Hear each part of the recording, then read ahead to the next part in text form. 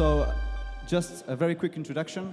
So, the point is that with the rise of AI, we have the news and information that have a dramatic change. So, the point that we have is that we are talking about smartphones, smart speakers, smart homes, smart cars. So, should we have smart content to fit with that? So, the AI is challenging the way we are producing the content, the way we are distributing the content, and the way we are monetizing the content. So on these 3 points, we are going to talk about that now. And so the big question is, will the AI be the backbone of everything the media are going to do? So we are going to start with John. So John, nous allons commencer avec John. what do you think? Do you think that AI can Que help pensez-vous, journalists John? to make a Pensez-vous better que work? l'IA peut aider les journalistes à faire du meilleur travail? Merci beaucoup. Thank you C'est very un much. honneur It's an honor pour for parler à me Média to, en scène. Mais mon talk here at français, the Media en n'est scène. pas bon. But Alors, my I'm gonna French speak in isn't great, so I'll be speaking Uh, in English. so, Je vais donc hello, my m'exprimer name is John Serra. en anglais. I'm the Bonjour. CEO of Chartbeat. For those of you who are not familiar with us, we are a analytics tool that is used by Outil d'analyse over utilisé 10,000 par websites around plus de the 10 world. 000 sites internet dans le monde, plus de 60 pays.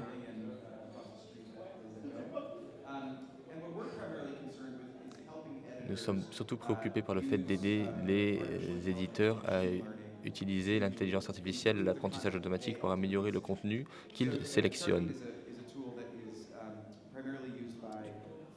Notre outil est surtout utilisé par ceux qui ne veulent pas automatiser l'expérience contenue, mais ceux qui ont besoin d'un outil pour aider les rédacteurs à comprendre ce que font les audiences.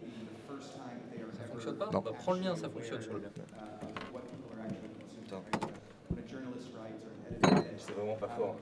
They dream of it being read by as many people as possible, or a video being seen by as many people as possible. And what we do is we help people actually kind of see the other people on the side of the screen. Tout le monde à voir qui est à l'autre bout de l'écran.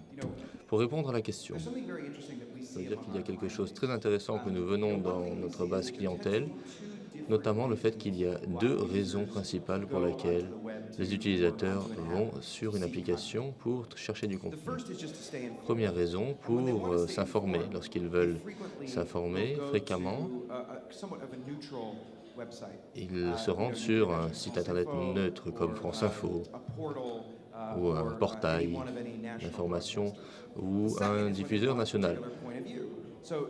Ensuite, autre possibilité, avoir un point de vue particulier. Personne ne va sur les Échos pour voir des informations de foot et personne ne va sur l'équipe pour voir des informations business. Aux États-Unis, personne ne va sur Fox pour entendre Joe Biden ou Elizabeth Warren. Ils vont sur Fox pour entendre parler de Donald Trump. Donc nous pensons que l'IA sera utilisée de façon différente dans chaque segment. Pour des diffuseurs nationaux, pour des portails, nous pensons que l'IA peut jouer un rôle majeur pour la personnalisation du contenu. Si vous vous rendez sur un site portail, vous allez regarder les infos, mais vous allez regarder les infos d'une certaine façon qui vous plaît, qui reflète vos intérêts particuliers. Et donc ça, c'est l'une des utilisations de l'IA. Pour les Échos ou pour l'équipe, nous pensons que l'IA jouera un rôle majeur pour aider les rédacteurs à être plus tactiques, à cibler leur public et à cibler leur contenu dans toute la masse d'histoires de foot dont ils disposent, trouver celle qui fait le plus de sens et celle qui sera le plus lue. L'interprète n'a pas de son. Mais pour nous, c'est OK là-bas sur le. Ah, ici, non. Bah, écoute, je t'amène un télécommande. Parce que... There's the editorial perspective, which is Ah, j'entends rien. sort of where everyone will know Ah, what's vraiment. going on brand. Which AI is used from Chartbeat, it's used from a L'IA est utilisée par Chartbeat pour comprendre où se passe l'info. Donc nous utilisons l'intelligence artificielle, savoir où se passent les informations pour pouvoir aller sur place et comprendre ce qui se passe, suivre les informations, savoir comment choisir des titres, comment personnaliser le contenu. Et d'un point de vue commercial, nous interagissons avec des entreprises de publicité également. our advertisers' content in front of the right consumers at the right time where they'll engage with that. So it's looking at in a world of, Dans ces publicités. GDPR, I think we went 5 minutes À before l'heure that de la was said. RGPD, bien In sûr, how il do faut we faire use artificial intelligence and attention machine aux learning to really make sure that we're données delivering personnelles, that comment content pouvons-nous on time, utiliser signals from, l'apprentissage automatique working closely pour with brands like améliorer le LiveRamp to make contenu, sure that we're mining the travailler data avec des that we marques have comme to LiveRamp ensure pour that suivre les we données are que nous sort of avons pour effectively garantir delivering that content to the right une people. livraison And using efficace contextual des advertising contenus, to utiliser moments, la mobile, and publicité everything that we can. contextualisée So I sur think plateforme both mobile par exemple. sides of us do use that. Donc nous utilisons tout ce type d'outils. Yeah, thank you. I mean, I think, for people who don't know LiveRamp, I mean, LiveRamp is Merci. Pour a ceux qui ne connaissent pas technology LiveRamp, company which allows LiveRamp est une brands, entreprise technologique advertisers, qui permet publishers à des to actually marques, use the consumer data they have publicités, and des connect éditeurs it to the d'utiliser different des platforms they're des using, données right? de- So in order for you to run a d'auditeurs pour les utiliser sur personalized différentes plateformes, ad pour que or vous puissiez personalized avoir une publicité content, you need to personnalisée, un contenu understand who personnalisé, the il person faut is behind, comprendre and qui est LiveRamp's le role public is to ciblé. help, Le publishers rôle de do that. LiveRamp So est we d'aider don't les really éditeurs come à comprendre, and help, the journalist, if you wish, in terms of what les content audiences. they are building, but we will help, organizations to, deploy the right content at the right déployer le time bon to the contenu au right bon moment consumer, right? vers, That's the la role bonne of cible. LiveRamp, and I think Voilà notre without rôle knowing chez who is LiveRamp. behind, you can't Sans really savoir à curate qui l'on the s'adresse. right experiences, and On peut pas curating the right experiences, allows you to spend more time on développer les bonnes expériences. That's what, we are here to do. Voilà ce que nous essayons de faire. John, que pensez-vous que l'IA puisse faire et que pensez-vous que l'IA ne puisse pas faire?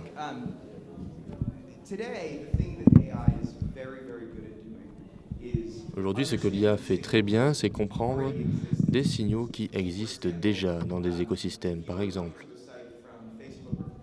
si vous allez sur un site internet en provenance de Facebook ou de Twitter, vous recherchez probablement plutôt une expérience émotionnelle, alors que si vous venez plutôt de Google, vous cherchez plutôt une expérience basée sur les faits.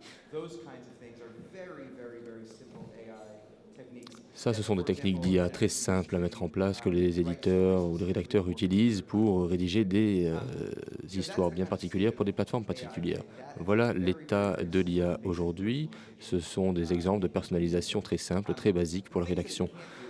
Ensuite, il y a des choses que l'IA ne peut pas faire. L'IA ne peut pas I really like what savoir ce qu'il y a dans votre cerveau, par exemple. Je suis d'accord avec ce qu'a dit Vihan. everyone is trying to make sure that people stay on their Tout le monde essaie de faire en sorte stay with their content and their que les auditeurs restent sur les sites, sur les plateformes médias le plus longtemps possible.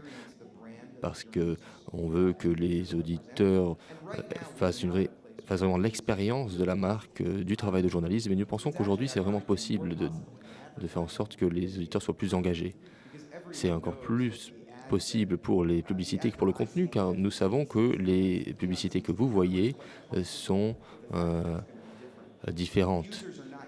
Les publicités sont adaptées à vos intérêts. Ça, tout le monde le sait déjà.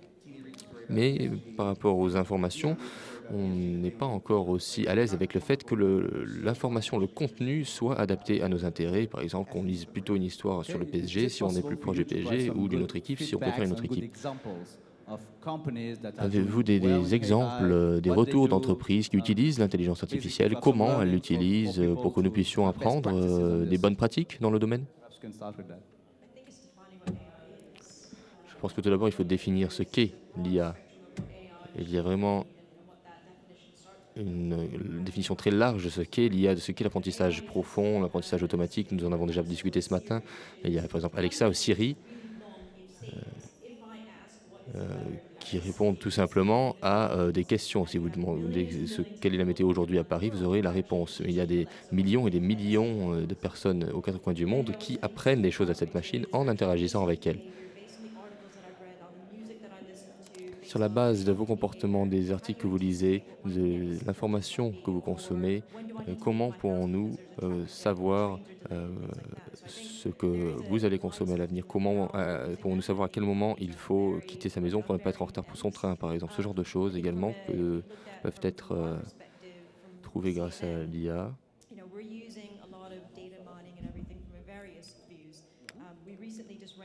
Chez CNN, nous utilisons les données pour différentes façons. Nous venons de lancer une campagne autour d'une marque de technologie qui est venue nous voir pour faire de la publicité de marque pour les télévisions, pour les smartphones. C'est très axé sur les technologies, les dernières technologies 4K, 4D, etc. Et nous, là, on veut prendre le contre-pied en nous focalisant sur l'audience.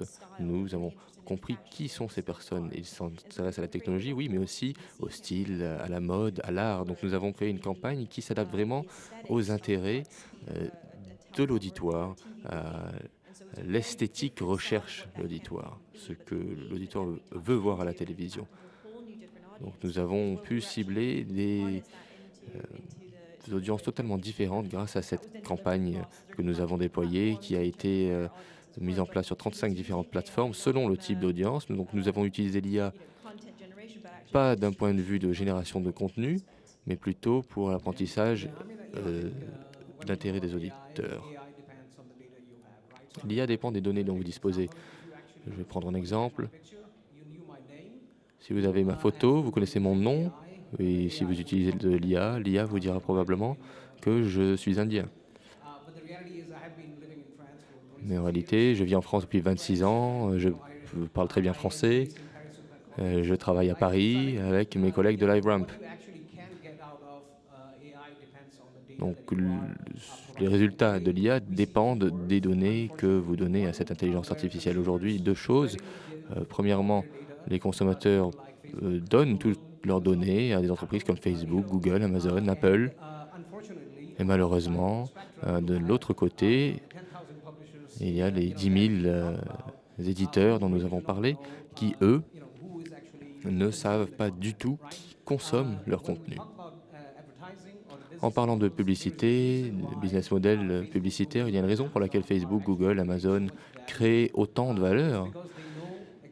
Ils créent autant de valeur car ils savent exactement à qui ils ont affaire. Ils ont toutes les données historiques sur tous les individus. Donc leur intelligence artificielle fonctionne bien mieux que celle des concurrents.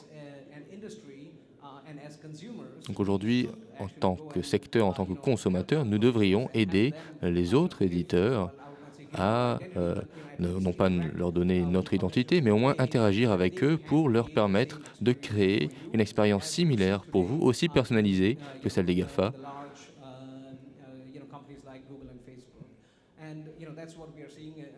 C'est ce que nous essayons de voir sur le marché. C'est une question d'échange de valeurs. Nous pensons que les éditeurs comprennent aujourd'hui qu'ils doivent créer de nouveaux échanges de valeurs qui leur permettent d'avoir accès à de nouveaux types de données pour améliorer leur IA, pour améliorer l'expérience des consommateurs par la suite. Voilà notre vision du marché d'avenir.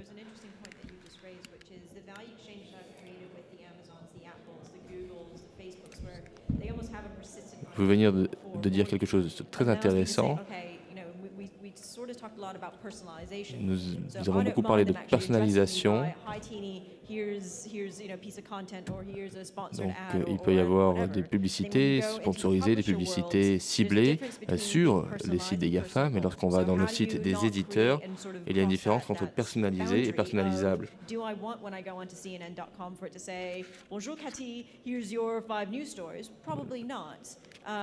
Lorsqu'on va sur un site d'information, est-ce que je veux voir un message qui dit « Bonjour Cathy, voilà les 5 informations du jour ?» Non, probablement pas, mais il faut trouver de nouvelles façons d'interagir avec ces sites d'information également.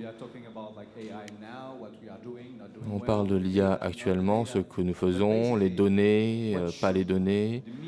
Mais que devraient faire les médias à l'avenir, d'après vous, pour s'améliorer? Que doivent-ils changer en matière d'organisation? Nous n'avons pas de développeurs ou très peu de développeurs ou de spécialistes de données dans les rédactions des chaînes info, par exemple, ou des médias. Donc que devons-nous changer en tant qu'entreprise de médias pour peut-être pas devenir aussi bons que des entreprises numériques comme Facebook, Apple ou Netflix, mais au moins nous améliorer? Je pense que le plus important, c'est l'état d'esprit. Il faut s'axer sans relâche sur les utilisateurs. C'est peut-être un cliché, mais c'est très important de faire en sorte que l'utilisateur soit placé au centre. Il y a vraiment eu un changement ces 10 dernières années.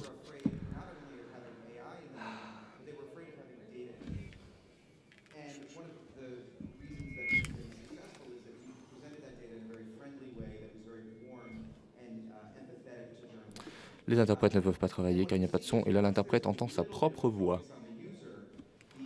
Là, j'entends ma voix là quand je parle. Putain, mais c'est n'importe quoi. an ongoing conversation between the content creators and the community than it was, I think, in the old days. And I think that's what we Je pense donc qu'il y a beaucoup plus d'engagement avec les communautés que par le passé. Voilà ce que nous devons continuer à faire. Il ne s'agit pas seulement d'utiliser la technologie pour la technologie. Il faut se souvenir qu'il y a une raison pour laquelle nous créons des contenus. that actually wants to hear that content and wants to learn more about the world around them. Une fois que nous en apprenons plus sur le monde qui nous entoure, nous pourrons nous axer davantage sur les utilisateurs. Et nous voyons cela en particulier dans le cas des abonnements. The editor-in-chief of a prominent Un rédacteur en chef d'un journal majeur britannique m'a dit il y a quelques mois qu'il adore lorsqu'un lecteur paye pour du journalisme, car ça veut dire qu'il est vraiment engagé, qu'il comprend le travail des journalistes. Et ça, c'est très intéressant pour nous. Donc, nous réfléchissons à une manière d'utiliser l'IA et la technologie pour comprendre comment monétiser les informations des journalistes également. Car les décisions de certains utilisateurs qui s'engagent en faveur d'un éditeur au lieu d'un autre, ce sont ce genre de choses que nous allons devoir encourager dans les années à venir. Et je vais maintenant donner la parole à mes amis pour vous parler des 10 prochaines années dans la publicité. Pour l'avenir, nous pensons que les consommateurs ont déjà des identités très fragmentées car ils utilisent différents types de dispositifs. Cette fragmentation ne va que s'accélérer car de nouveaux outils seront utilisés. Nous parlons tous de frigos connectés par exemple. Il y aura différents types d'éléments qui seront disponibles pour les publicitaires, pour les marques. Donc pour les 10 années à venir, nous allons nous axer sur des exemples d'entreprises qui ont délivré de la valeur aux consommateurs et aux éditeurs. Donc ils adoptent le changement externe notamment. En regardant ce qu'il se passe du côté des éditeurs, vous avez parlé d'organisation. Je pense que les organisations doivent adopter l'avenir, être plus innovants. Il y aura des défis à surmonter comme la réalité virtuelle, la réalité augmentée, la 5G, mais il s'agit d'opportunités. Si vous les prenez à bras-le-corps, vous pourrez permettre aux consommateurs d'avoir une expérience beaucoup plus immersive. Donc voilà ce que nous pouvons faire grâce à l'intelligence artificielle. En tant qu'industrie, nous avons beaucoup parlé de transformation. La transformation va toucher tous les recoins de notre secteur, surtout sur le changement de gestion. Nous avons beaucoup parlé de changement d'organisation, changement de planification des médias, mais sur la technologie, je pense qu'il y a une facette qui a été ignorée, les talents qui font partie des organisations. Et changer cet état d'esprit, comme vous l'avez dit, John. Il y a donc ces 3 éléments. Comment organisons-nous nos équipes pour améliorer nos compétences, attirer des talents? Comment pouvons-nous mixer l'ancien et le nouveau? Mais d'un autre côté, en tant que marque de médias ou marque de publicité, comment pouvons-nous vraiment capter toutes les données que nous avons, tout le talent de l'apprentissage automatique pour faire 3 choses? Comment comprendre nos auditoires en tant qu'individus, en tant qu'humains, nous avons oublié cela de temps en temps. Comment pouvons-nous donner le bon contenu qui sera pertinent à un instant T? Si je suis en voyage d'affaires ou en voyage personnel, je ne voudrais pas avoir le même contenu, par exemple. Et enfin, ce qui est pertinent pour nous et pour tout ce que nous faisons, comment ne pas perdre la confiance, la fidélité des auditeurs. Donc, il faut fournir du contenu qui soit fiable, les informations notamment. S'ils nous donnent leurs données, leurs informations personnelles, leur adresse email, comment allons-nous gérer ces données avec respect, avec responsabilité également? Ça, c'est très important aussi.